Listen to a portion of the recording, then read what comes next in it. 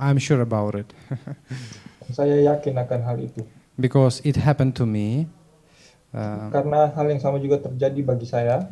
As the same like you, I was concentrating on this message for 1 year, and I found my mission to become a pastor. Sama seperti saudara yang berkonsentrasi kepada firman, saya pun berkonsentrasi kepada diagram Injil ini selama 1 tahun, dan saya menerima misi atau tugas saya, yaitu saya mau jadi pendeta.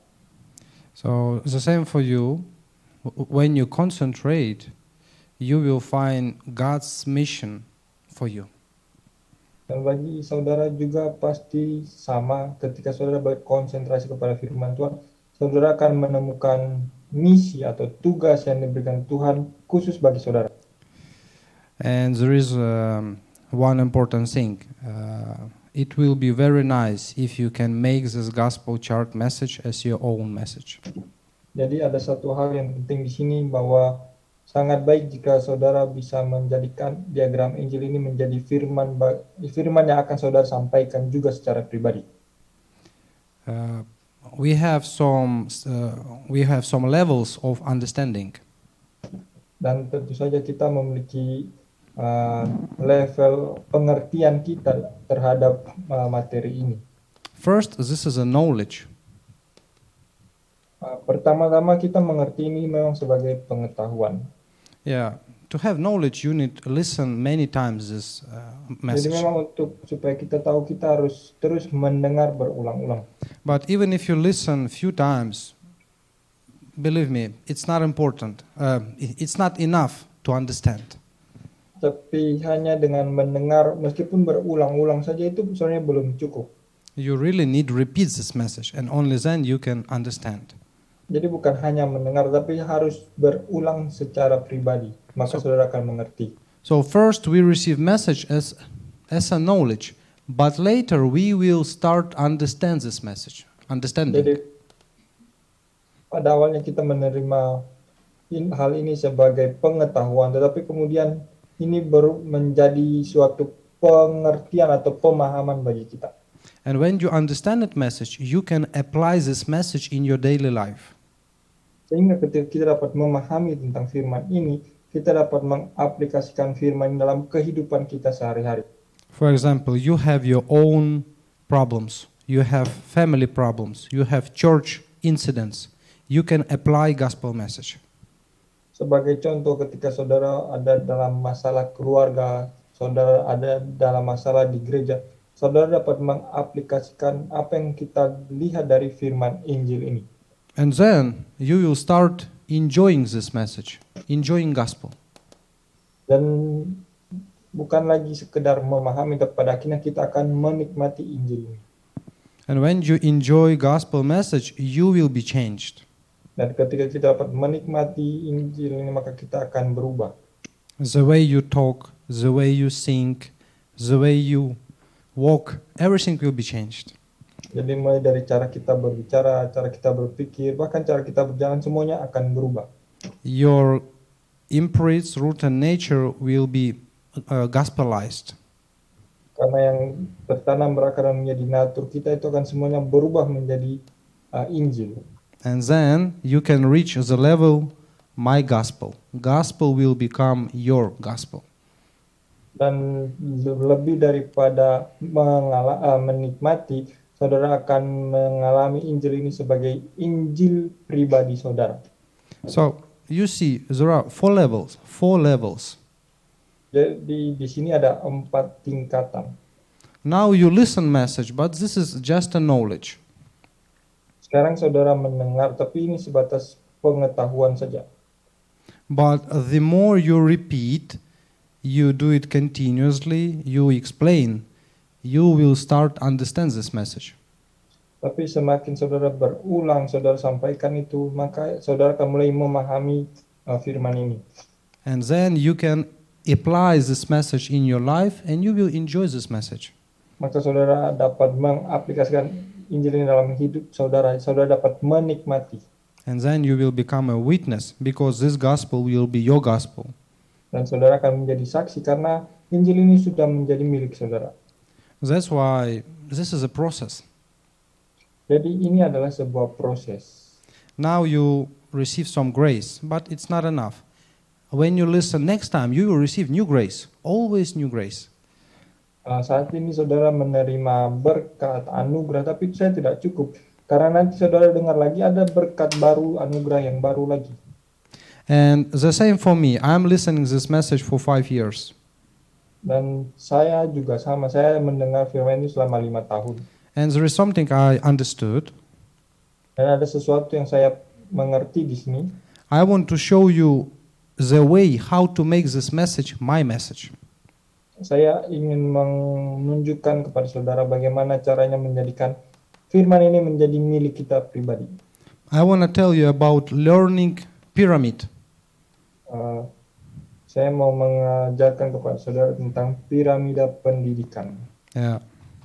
I will use my phone for reference. So this is a pyramid which talks about understanding something. Jadi piramida pendidikan ini berbicara tentang bagaimana kita dapat mengerti tentang sesuatu. For example, when we listen lecture, we can understand only 5% of information. Sebagai contoh yang pertama, kalau kita hanya mendengar saja, maka informasi yang kita terima itu hanya sebatas 5%. When we read, 10%. Tadi mendengar, dan sekarang kalau kita membaca, maka informasi yang kita terima itu 10%. When we see the demonstration, like PPT or something else, a demonstration, we can understand 30%. Dan ketika kita melihat informasi itu melalui sebuah ilustrasi ataupun praktek secara langsung, maka itu 30% informasinya yang kita terima. When we have discussion about something, like forum, we can understand 50%. Lalu ketika informasi yang kita terima itu kita diskusikan dengan orang lain, misalnya dalam forum kita, maka itu informasi yang kita terima 50%.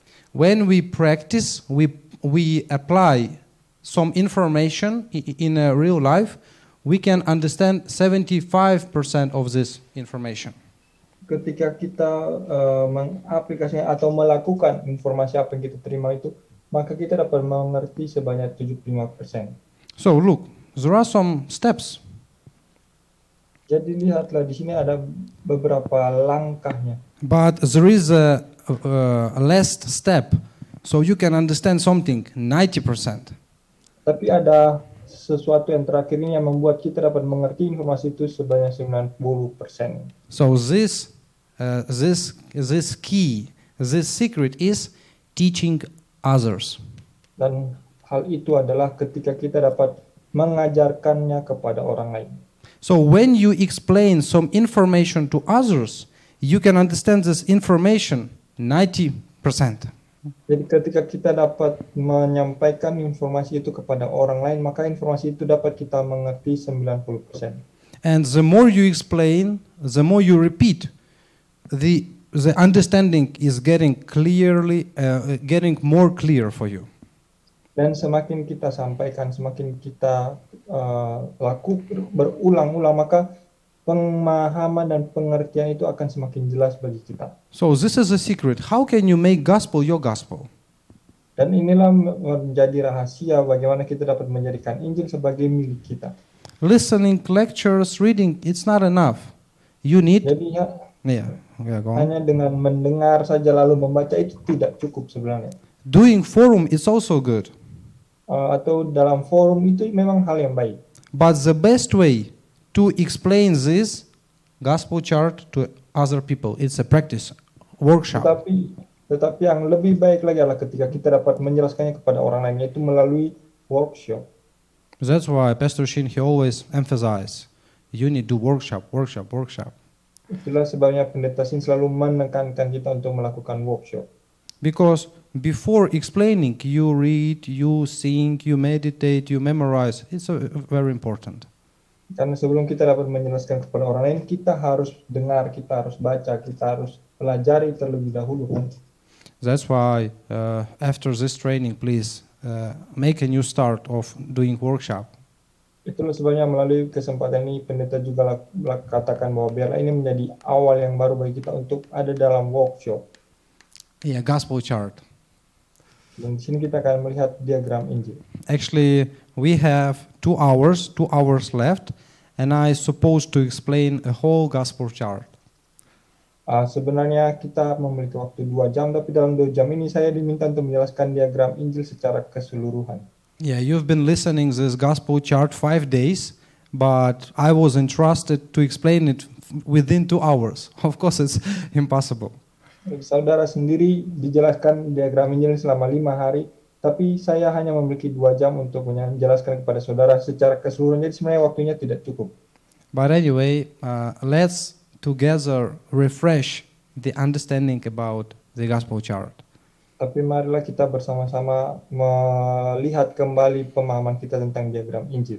Yeah, so next 40 minutes, let's enter to the gospel chart message. Jadi mari kita belajar tentang diagram Injil selama 40 menit ke depan. So the first, principle of God's creation and His reign. Kita lihat yang pertama tentang prinsip penciptaan dan kekuasaan Allah. Yeah, you already received this message. That's why this time just let's write down everything together. Jadi saudara sudah menerima firman ini, dan jadi mari kita tuliskan semuanya bersama-sama. Yeah, creation of man. Ya, mulai dari penciptaan manusia. In the beginning, God, He created the heaven and the earth. Bahwa pada mulanya Allah menciptakan surga dan bumi. Yeah, we have this chart. Jadi digambarkan seperti ini.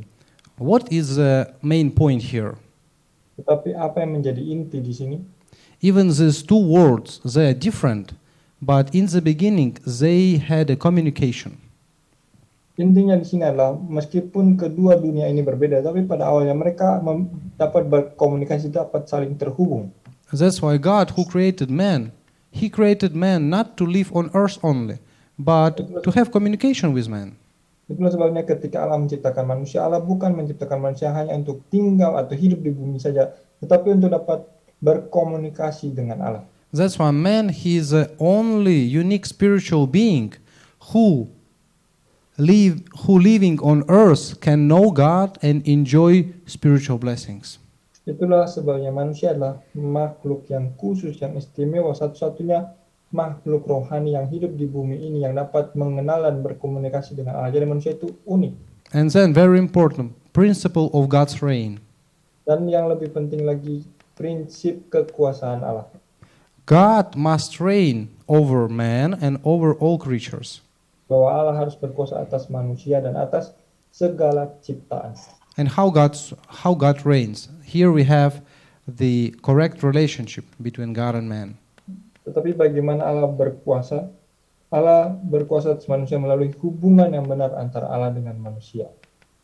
You already heard this message. It is a God, man, and all creature. Jadi saudara sudah mendengar tentang firman ini, yaitu tentang Allah, manusia, dan segala ciptaan. So here is important. It's a man's duty according to relationship with God. Tetapi yang harus kita lihat di sini adalah kewajiban manusia berdasarkan kedudukannya terhadap Allah. Depend, obey, and serve.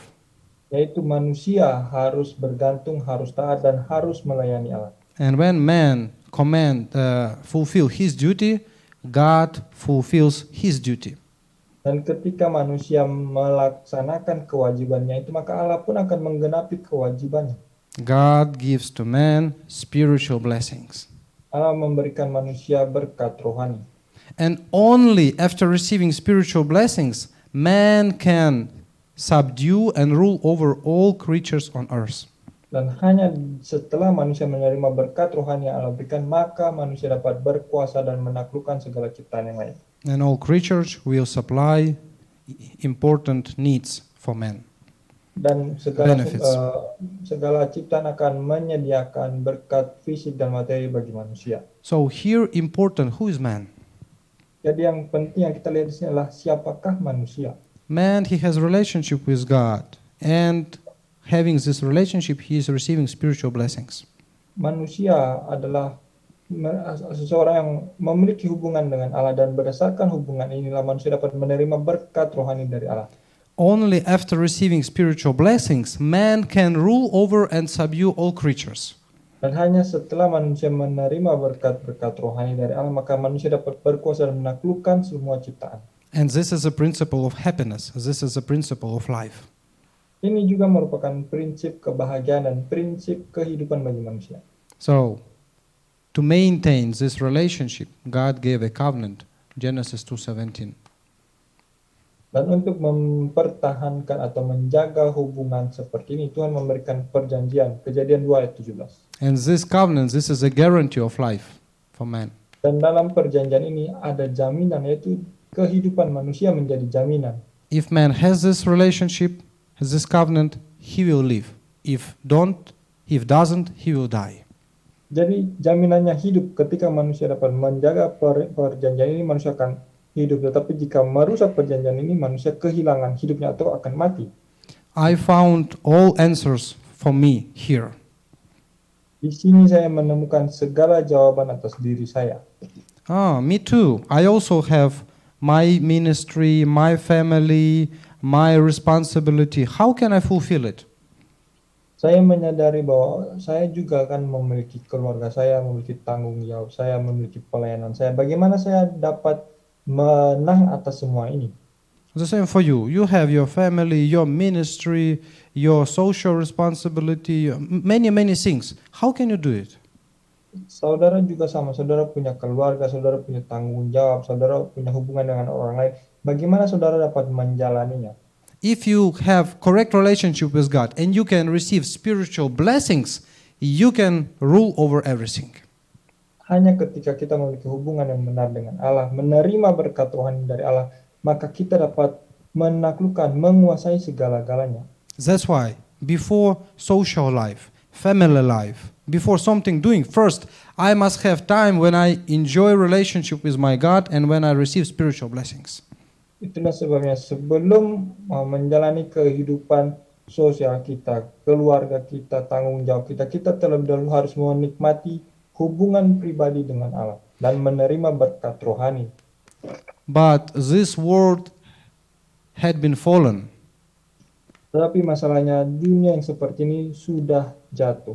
Gospel chart number 2. Inilah diagram Injil bagian yang kedua. Still, God, He is above. God's kingdom. Allah masih berdiam di dunia yang sebelah atas. God reigns above. Dan Allah berkuasa di atas. But this world became Satan's kingdom. Tetapi bumi ini menjadi kerajaan setan. Why do we have so many problems in this world? Because this world is Satan's kingdom. Kenapa kita memiliki begitu banyak masalah di bumi ini? Karena bumi ini merupakan kerajaan setan. I apologize, but if you don't explain this to your children, they will enter to the world, and this world will bring perishment to your children. Saya minta maaf mengatakan ini, tapi jika kita sendiri tidak dapat menyampaikan hal ini kepada anak-anak kita, maka ketika mereka pergi ke dunia keluar, dunia akan membawa mereka kepada kebinasaan. Because Satan, he is reigning in this world. He is very fearsome, evil spirit. Karena setan itu berkuasa atas dunia ini, berkuasa melalui roh-roh jahat. And then we explain how this world became Satan's kingdom. Dan kita menjelaskan bagaimana dunia ini ada dalam kerajaan setan. Because there was corruption of man. Terlebih dahulu karena terjadi corruption of angel. Karena telah terjadi kejatuhan malaikat. And this angel, he was sent from heaven to earth. That's why Satan now he is here on this earth. Dan malaikat ini telah diusir dan terjatuh ke bumi ini, sehingga sekarang setan ada di bumi ini. And this Satan, he caused the incident of Genesis chapter 3. Dan setan inilah yang menyebabkan peristiwa di Kejadian pasal 3. This is the incident when man was fallen. Inilah peristiwa ketika manusia jatuh. Hosea 6:7. Hosea pasal 6 ayat 7. Man, he destroyed relationship with God. Manusia telah merusak perjanjian dengan Allah. Man, he broke the covenant of Genesis 2:17. Manusia telah merusak perjanjian dengan Allah. And as a result, separation from God and spiritual world. Romans Dan- 5:12. Dan sebagai akibatnya maut, yaitu keterpisahan dari dunia rohani. Roma 5 ayat 12. That's why important point here is dotted line. Oleh sebab itu yang penting di sini kita lihat gambar yang pertama itu garisnya putus-putus. Because these two worlds, they are communicating between each other. Ini menunjukkan bahwa kedua dunia ini dapat saling terhubung, dapat berkomunikasi. But after separation, after original sin, we have straight line. Tetapi setelah keterpisahan, setelah dosa mula-mula, garis putus-putus itu telah menjadi garis yang tebal. It means disconnection from spiritual world. Ini menyatakan telah terjadi keterpisahan dengan dunia rohani. After original sin, all people after Adam, they are living here being separated from spiritual world. Itu artinya semua manusia yang terlahir setelah Adam telah terpisah dari dunia rohani. This is we call death. Inilah yang kita sebut sebagai maut atau kematian. That's why after original sin, all people they are born within sin and death. Oleh sebab itu, semua manusia yang terlahir setelah itu terlahir di dalam dosa dan maut. And you can ask a question, why do you say we are dead? I am breathing, I am standing, I'm doing something. Why do you say we are spiritual, we are dead? Maka saudara mungkin bertanya, kenapa kamu katakan kematian di sini padahal saya masih hidup, saya masih bisa bergerak, saya masih bisa bernapas. For man, disconnection from God, from spiritual world, this is spiritual death. Karena bagi manusia, keterpisahan dari Allah, dari dunia rohani, itulah kematian rohani bagi manusia. And because of spiritual death, physical death came. Dan karena kematian rohani, maka kematian secara fisik pun menghampiri manusia. And after spiritual and physical death came, eternal death came. Bahkan setelah kematian rohani, kematian fisik menghampiri manusia, maka kematian kekal pun menunggu manusia. That's why all people who are born here, they are born, they live, they die, and they go to hell. Itulah sebabnya semua manusia yang lahir di bumi ini, lahir, hidup, mati, dan pada akhirnya akan pergi ke neraka. That's why in this world, Satan reigns. Oleh sebab itu, atas bumi ini, setanlah yang berkuasa. He reigns through the law of sin and death. Setan berkuasa atas hukum dosa dan maut. So all people are sinners. That's why they are spiritually dead. Oleh sebab itu, semua manusia berdosa sehingga secara rohani mereka mati. And because people they are separated from God, they don't know God and they never experience God. Karena manusia telah terpisah dari Allah sehingga tidak pernah dapat mengenal Allah, tidak pernah dapat mengalami seperti apa Allah itu. But they know only this world which is being ruled by Satan. Dan sebaliknya yang manusia ketahui, yang manusia kenal hanyalah bumi ini yang dikuasai oleh setan. That's why man, he became slave of Satan. Itulah sebabnya manusia menjadi budak bagi setan. Because man, he lives according to Satan's will. Karena manusia hidup menurut kehendak setan. That's why it's very naturally that problems came to man, 12 life problems. Itulah sebabnya secara alami masalah pun yang mendatangi manusia. If man can know God, he can overcome his limitations, enjoy all blessings, but he doesn't know God. 12 masalah kehidupan. Seandainya manusia dapat mengenal atau memiliki hubungan dengan Tuhan, maka tidak akan ada masalah, dapat menikmati. And inner world of man is already corrupted, sinful nature. Sehingga bahkan dari dalam diri manusia, batin, insting atau natur manusia itu merupakan sesuatu yang telah jatuh. man knows only himself, only material, only to exalt his name, success. Manusia hanya mengenal atau menekankan tentang diri sendiri, mengenal dan menekankan tentang materi dan visi dan pikirannya sendiri. This is a Genesis 3, 6 and 11. Itulah Kejadian 3, 6 dan 11. And Satan, he imprinted it in people's inner world. Bahkan setan menanamkan hal ini ke dalam batin manusia. And then man, with this sinful nature, he goes to society. And education, politics, economy, all talks about the same. Only you, only material, only success is important. Dan manusia yang dalam hatinya ada 3 masalah ini, mereka pun pergi bermasyarakat. Maka tidak heran jika politik, edukasi, pendidikan, bahkan ekonomi sekalipun, semuanya membicarakan hal yang sama. Hanya kamu, hanya visi dan materi, hanya kesuksesan dunia, itu yang harus kamu tekankan. All culture is this world, talks about the same. You can do everything. You have potential. You must have material wealth. You must succeed. Bahkan budaya dunia ini mengajarkan hal yang sama. Kamu harus menjadi diri sendiri, kamu memiliki potensi, kamu dah harus menjadi orang yang sukses, orang yang kaya. But this is not success, this is a failure. Meskipun itu menekankan diri sendiri, materi dan fisik kesuksesan dunia, tapi itu bukanlah sukses, itulah kegagalan. And Satan, he rooted down this culture in people's life. Dan setan membuat hal ini menjadi berakar dalam kehidupan manusia melalui budaya. That's why people are living here, and then one day they will face really destruction, 6 destruction of non-believers.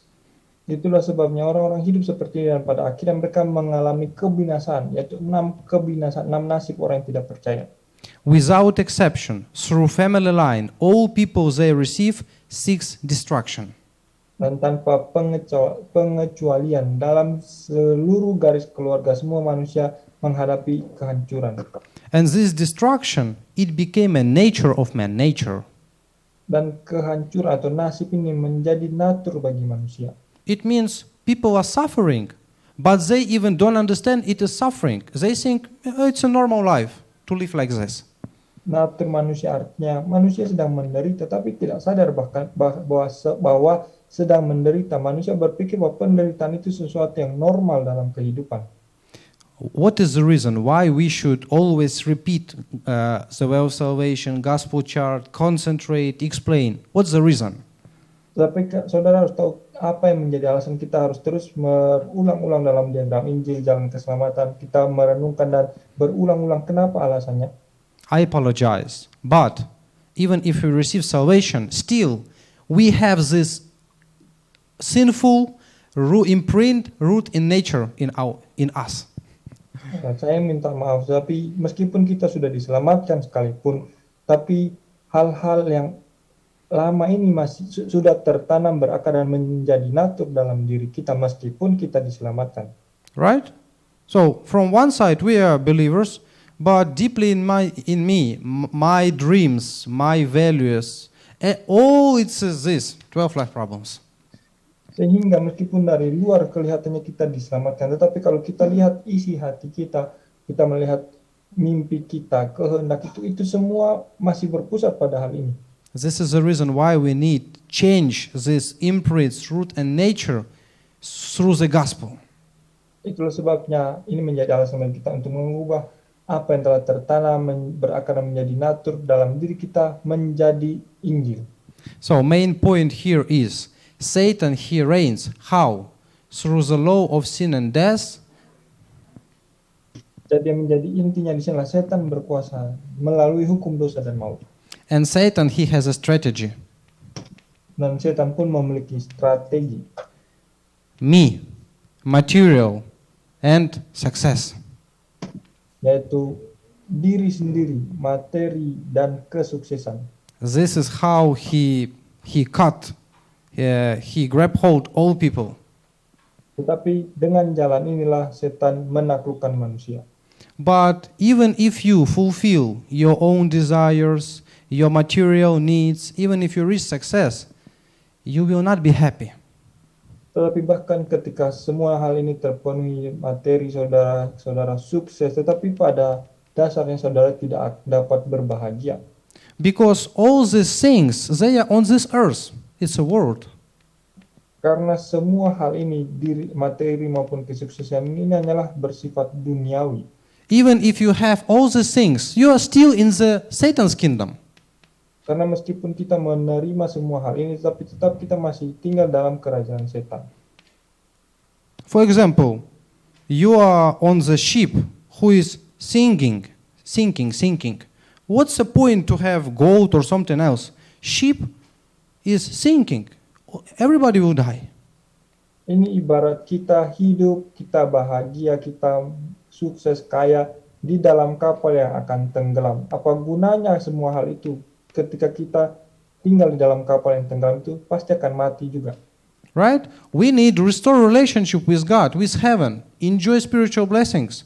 But people don't have this, but they focus on here. Untuk itulah kita harus memulihkan hubungan dengan surga. Kita harus memulihkan kehidupan kekal berkat rohani itu. Tapi manusia malah lebih asik hidup di dalam dunia yang seperti ini. But very strange, churches, they preach, they are making programs the same to fulfill these three things. Tetapi sangat aneh juga bahwa ternyata gereja sendiri juga dalam pengajaran mereka, dalam program-program mereka mengajarkan untuk mengejar hal-hal ini. That's why churches, they are spiritually in the darkness. Itulah sebabnya bahkan gereja pun secara rohani berada dalam kegelapan. They say, believe in Jesus, you will be healthy, your problem will be solved. They are making good atmosphere at church. They are give people some benefits. It's all this. It's all Satan's strategy. Itulah sebabnya dalam gereja diajarkan kalau percaya Yesus kamu akan kaya, kamu akan disembuhkan, kamu akan mencapai segala sesuatu yang kamu inginkan. Tetapi seperti ini merupakan strategi setan. I apologize, but churches, they don't know gospel. Jadi saya minta maaf, tapi sebenarnya gereja pun tidak mengerti Injil. Man, he is a spiritual being. He can be happy only when he is communicating with God, when he has a spiritual blessings. Manusia adalah makhluk rohani, sehingga manusia hanya dapat berbahagia ketika dapat memiliki hubungan dengan Allah. That's why Jesus, he said, spirit revives, flesh, no benefits. John 6:63. Itulah sebabnya Tuhan Yesus sendiri, roh memang penurut, tapi daging ini sia-sia, daging akan binasa. Yohanes pasal 6 ayat 63. That's why we have necessary ministry and valuable ministry. Itulah sebabnya di sini kita harus melihat seperti apa pelayanan yang hanya sekedar memenuhi kebutuhan dengan pelayanan yang benar-benar bernilai. All physical and material things, they are needed, but they have no value. Memang pelayanan untuk memenuhi kebutuhan fisik dan materi itu diperlukan, tetapi itu bukanlah intinya. When we give people gospel, their spirit will be revived and they can receive eternal life. This is true valuable ministry. Tetapi pelayanan yang bernilai adalah ketika kita dapat memberikan Injil bagi orang lain. Ketika roh mereka itu dapat dihidupkan kembali. Itulah pelayanan yang bernilai. Why? Because man, he is a spiritual being. To receiving eternal life, enjoying spiritual world, communication with God, this is a blessing of blessings. Karena manusia adalah makhluk rohani, sehingga untuk menerima berkat rohani, untuk memulihkan hubungan dengan Tuhan, itulah berkat atas segala berkat bagi manusia. But to comfort people, to make a good atmosphere, or to promise physical blessings, it is all Satan's strategy. Tetapi jika untuk menyenangkan orang jemaat, untuk membuat atmosfer yang baik, untuk memberikan bantuan pada jemaat, semua ini merupakan strategi setan sebenarnya. Hosea 4:6, Satan's strategy make people spiritually ignorant. Hosea pasal 4 ayat 6 yang menjadi strategi setan adalah membuat orang-orang menjadi tidak percaya. Satan's strategy focus people here So they cannot enjoy relationship with God and spiritual true blessings. Dan yang menjadi strategi setan adalah membuat manusia itu berpusat lebih fokus kepada duniawi ini sehingga tidak dapat melihat hal-hal rohani. That's why Satan, he works as darkness, Itulah sebabnya unbelief, and punyol. Oke, contohnya. And division. Itulah sebabnya setan bekerja melalui kegelapan, melalui memecah belah dan melalui tipuan. So he makes spiritual eyes closed and open only physical eyes are open to see these things. Itulah sebabnya setan membuat mata rohani kita tertutup supaya hanya dapat melihat dengan mata fisik dan melihat hal-hal fisik saja.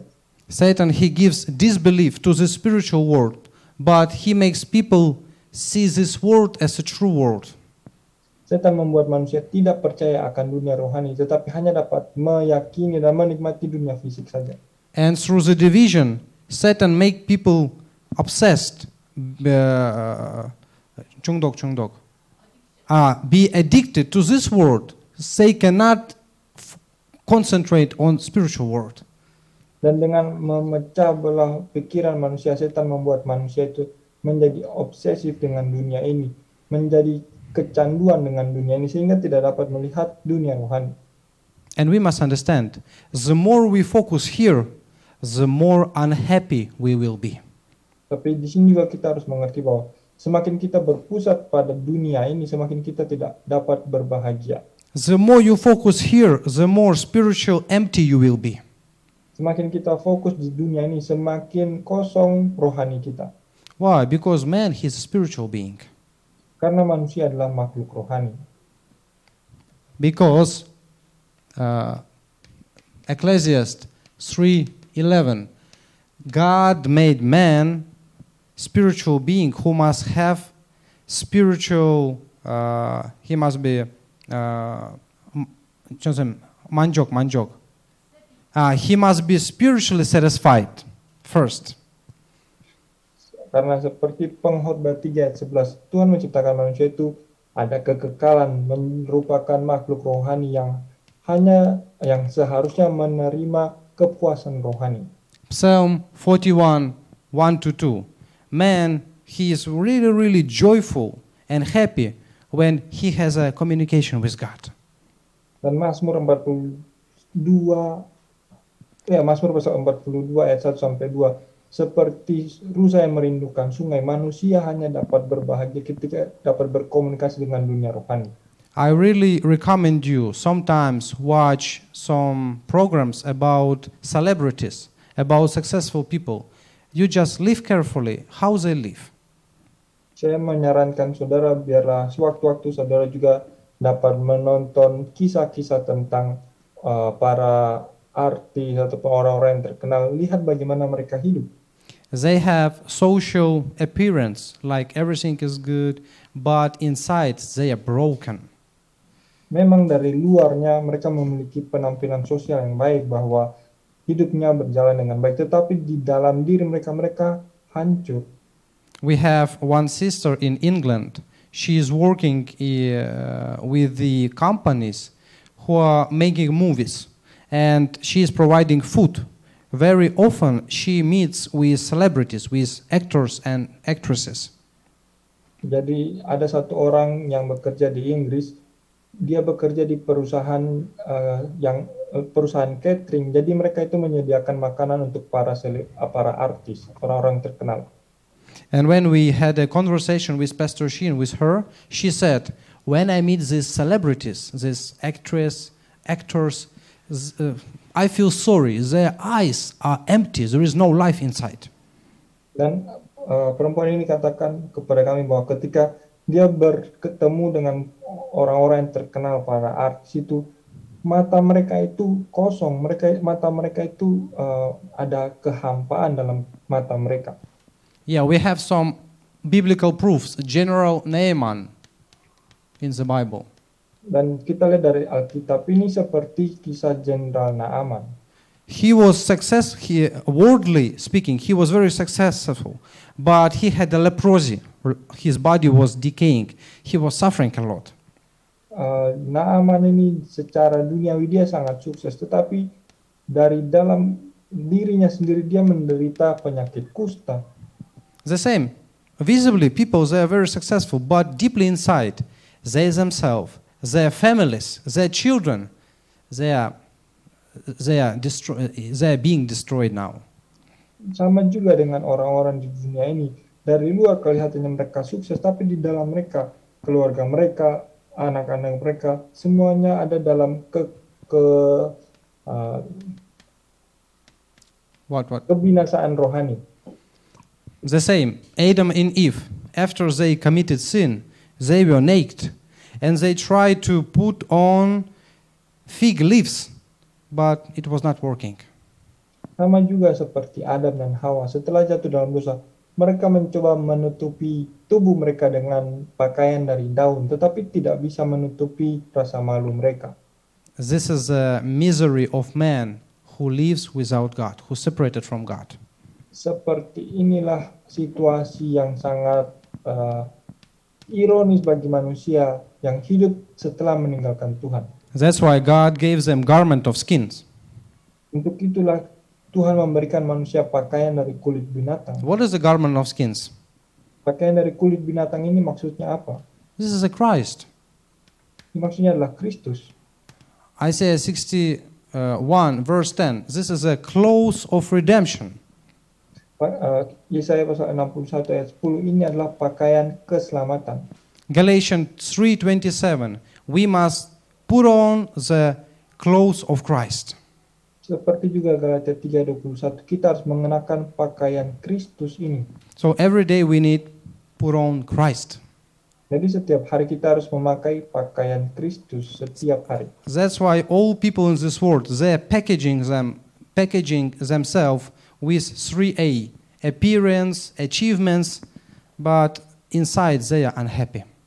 Oleh sebab itu manusia di dunia ini selalu mencoba untuk menutupi diri mereka dengan 3A, yaitu penampilan, juga pencapaian dan kekayaan, tapi semuanya sia-sia. And the same, Job, he realized after he lost everything, he realized that everything comes from God. God is taking everything. Sama juga dengan Ayub. Ayub kehilangan segala sesuatu dan dia mengakui bahwa segala sesuatu datangnya dari Tuhan. So when you meditate upon two first charts, you can realize many things. Jadi ketika kita merenungkan tentang diagram pertama dan kedua ini, banyak hal yang akan kita sadari. Who am I? How should I live? How my family must live? How our country must live? Siapakah saya? Bagaimana saya harus hidup? Bagaimana keluarga saya harus hidup? Bahkan bagaimana negara saya harus hidup? And why we have so many problems? Because we are disconnected from God's kingdom. Dan kenapa muncul banyak masalah? Karena kita terpisah dari kerajaan Allah. And you can realize what church is about. Dan juga kita dapat menyadari gereja itu seperti apa. Of course, helping people is important, but the most valuable ministry is giving people only gospel. Tentu saja menolong orang itu baik, tetapi yang lebih baik lagi ketika kita dapat memberikan Injil bagi orang lain. One day I realized Suatu hari saya menyadari failure, it's not don't have money, I'm not famous, I have not graduated good university. It's not failure. This is failure. Saya menyadari bahwa kegagalan itu bukan ketika saya tidak punya uang, saya tidak bisa sekolah, itu bukanlah kegagalan, tapi keterpisahan inilah kegagalan. Spiritually, I don't know God. I don't know God's blessings. I am powerlessness. This is a fail of failure. Ketika saya secara rohani tidak mengenal Tuhan, tidak dapat menikmati berkat rohani, inilah kegagalan yang sebenarnya. So please, when you meditate upon gospel chart, apply this gospel chart to you, your family, your ministry, your church, your country. Jadi ketika saudara merenungkan diagram Injil, saudara dapat mengaplikasikan diagram Injil ini ke dalam kehidupan saudara, keluarga saudara, gereja saudara, bahkan negara saudara. And then you can understand how God's word is very accurate. maka saudara akan mengerti bahwa bagaimana firman Tuhan itu benar-benar akurat.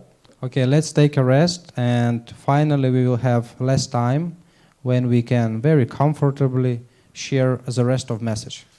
Jadi mari kita beristirahat sejenak dan setelah itu Kelak. biarlah kita lebih nyaman lagi menerima firman Tuhan. Yeah, have a short time of forum, and then we will continue. Mari kita forum lalu kita akan lanjut lagi. Glory to God. Kemuliaan bagi Tuhan. The recording has stopped.